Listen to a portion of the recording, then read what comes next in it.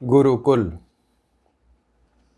अहिंसा, सत्य, अस्तेय, ब्रह्मचर्य, अपरिग्रह को योग दर्शन में योगांगों के प्रथम अंग यम के रूप में स्वीकार किया गया है। महर्षि दयानंद जी महाराज ऋग्वेदादि भाष्य भूमिका के उपासना विषय में यमों का महत्व प्रतिपादित करते हुए लिखते हैं, इन पांचों का ठीक ठीक अनुष्ठान करने से उपासना का बीज बोया जाता है। द्वितीय अंग नियम, शौच, संतोष, तप, स्वाध्याय, ईश्वर प्रणिधान को महर्षि यमों का सहकारी कारण लिखते हैं।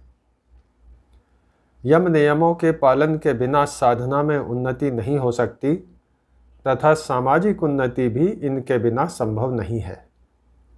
इनकी पालना व्यक्तिगत तथा सामाजिक दोनों प्रकार से की जाती है। यमों का संबंध मुख्यतः समाज से है तथा नियमों का संबंध मुख्यतः व्यक्ति से है। इनका संबंध शरीर व मन दोनों से है। व्यवहार काल में तथा व्यक्तिगत रूप से कई बार करणीय व अकरणीय का निर्णय करने में दुविधा हो जाती है, परंतु यम नियमों को सही रूप से समझने वाले को स्थिति स्पष्ट रहती है। जिसकी जितनी स्पष्टता होगी उसकी प्रगति साधना में उतनी ही अधिक होगी व सामान्य जन का व्यवहार उतना ही स्पष्ट व योगाभिमुख होगा। जीवन के लंबे प्रशासनिक काल में अनेकों ऐसे अवसर आए जहां सामान्यतः व्यक्ति अपने सिद्धांतों से पतित हो सकता है, परंतु परमात्मा की कृपा से अनुत्तीर्ण नहीं हुए। हाँ, उत्तीर्ण के प्रतिशत में अंतर तो आया। प्रशासनिक कार्य करते हुए भी यम नियमों के पालन की प्रतिबद्धता बनी रही, फिर चाहे कितनी भी हानि की संभावना हुई हो या हानि हुई हो। यह प्रतिबद्धता तथा जीवन के प्रति दृष्टिकोण कहाँ से प्राप्त हुआ?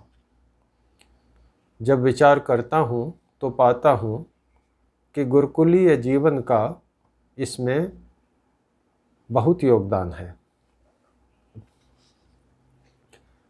गुरुकुल शुक्रताल के प्रथम प्रवेशित छात्रों में मैं भी था। मन में गुरुकुल शिक्षा के प्रति एक उत्साह था तथा अधिक से अधिक तप करने की भावना थी। तप करने में आनंद आता था। गंगा किनारे प्रकृति की मनोरम छटा, थोड़े से मंदिरों व धर्मशालाओं के पास गुरुकुल का भवन था। गांव में अधिकतर झोंपड़ियां थीं। गंगा के पार तरबूज, खरबूजे, ककड़ी, लौकी आदि फल सब्जियां उगाई जाती थीं। जंगली जानवर भेड़िए आदि जंगल में घूमते थे। एकांत व नीरव स्थान था। गंगा दशहरा व कार्तिक पूर्णिमा पर मेला लगता था। गुरुकुल का उत्सव भी होता था जिसमें हजारों नर नारी सत्संग व यज्ञ का लाभ उठाते थे। पौराणिकों के गढ़ में एकमात्र वैदिक संस्थान था। मनु महाराज ने कहा है, ब्राह्मे मुहूर्ते बुध्येता धर्मार्थौ चानुचिन्तयेत् काय क्लेशाश्च तन्मूलान् वेद तत्वार्थमेव च। ब्राह्म मुहूर्त में उठना ही आज असंभव दिखाई पड़ता है।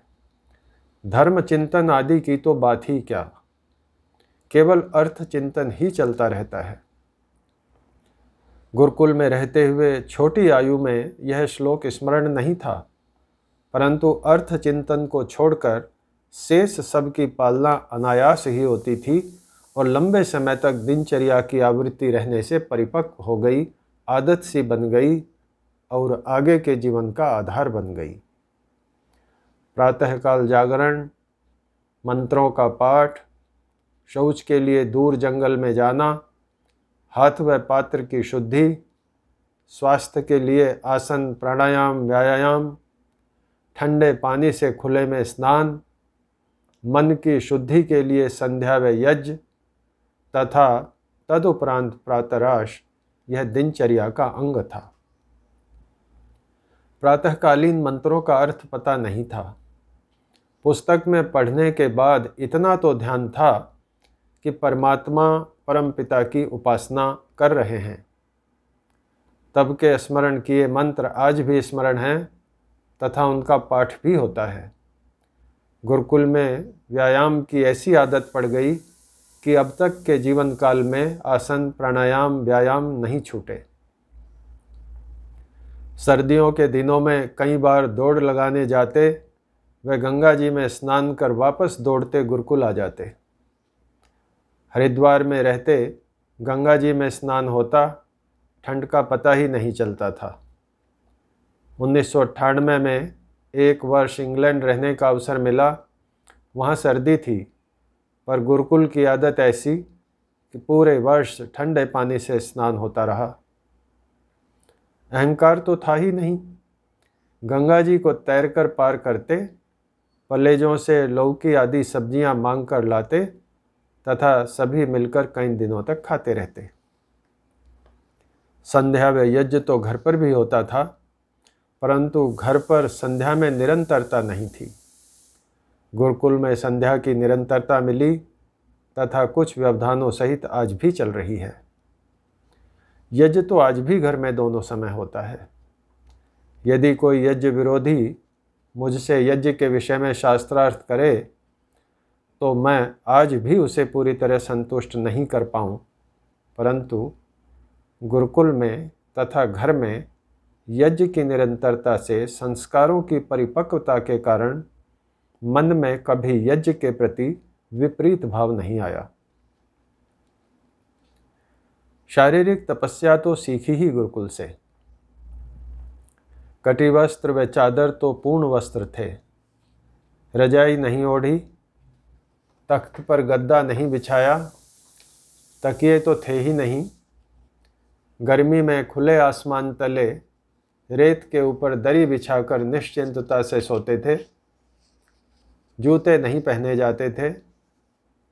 हैंडपंप 2 थे जो हम खुद ही ठीक कर लेते थे।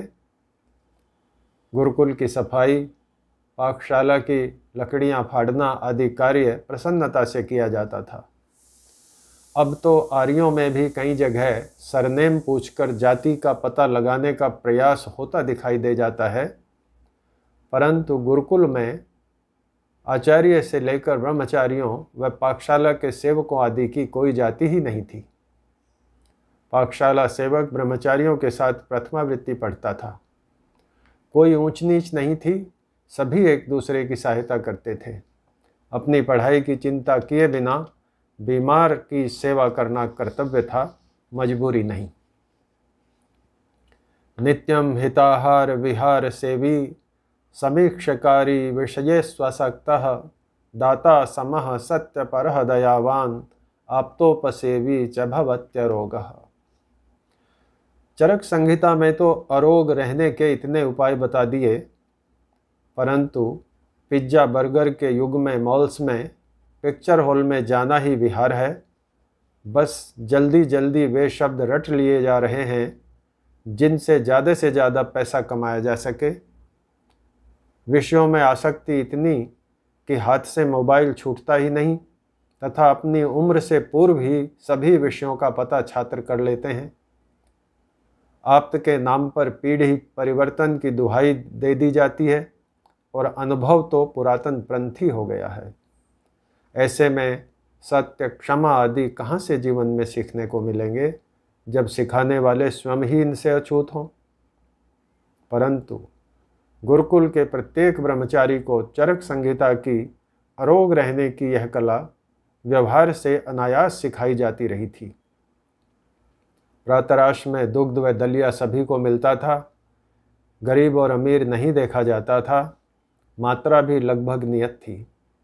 दोपहर और साय का भोजन दाल सब्जी चपाती के साथ पौष्टिक भोजन होता था।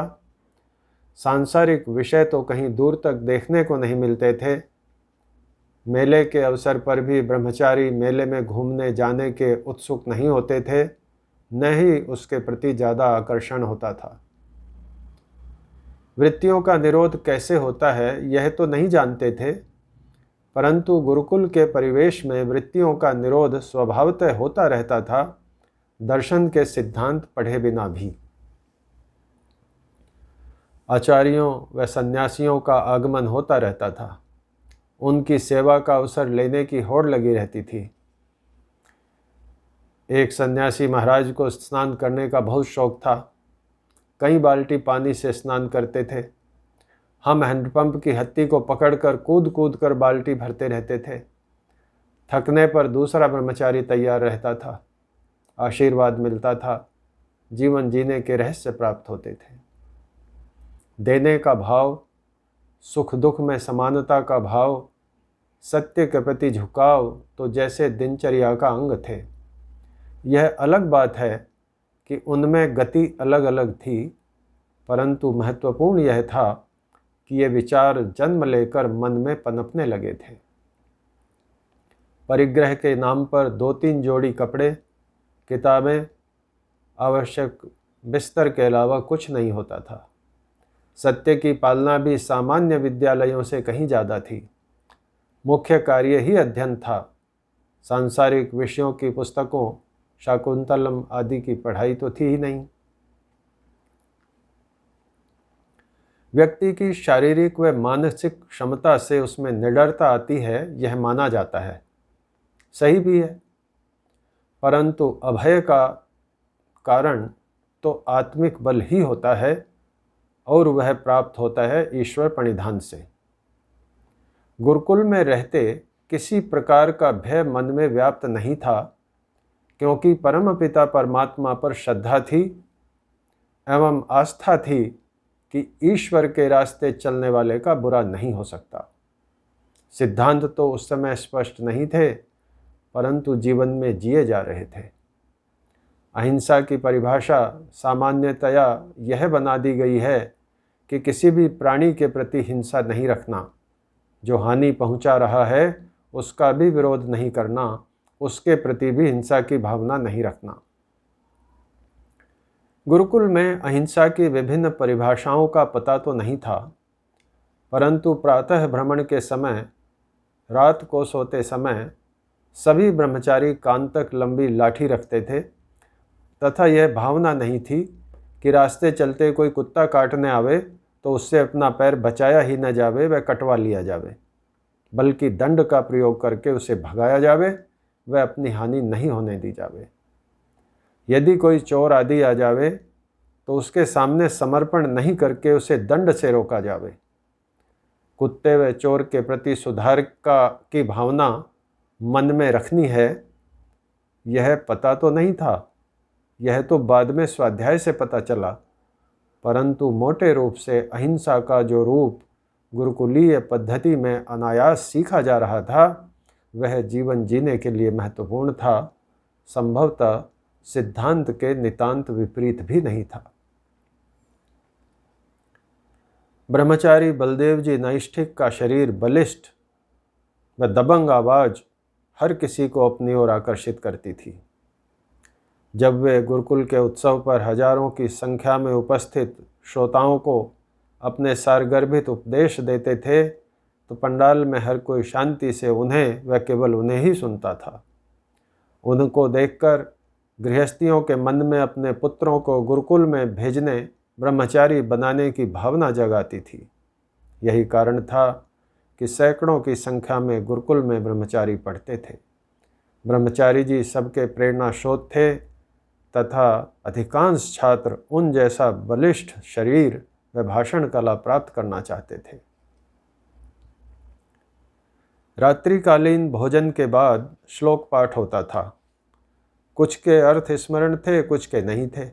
एक श्लोक गाते थे,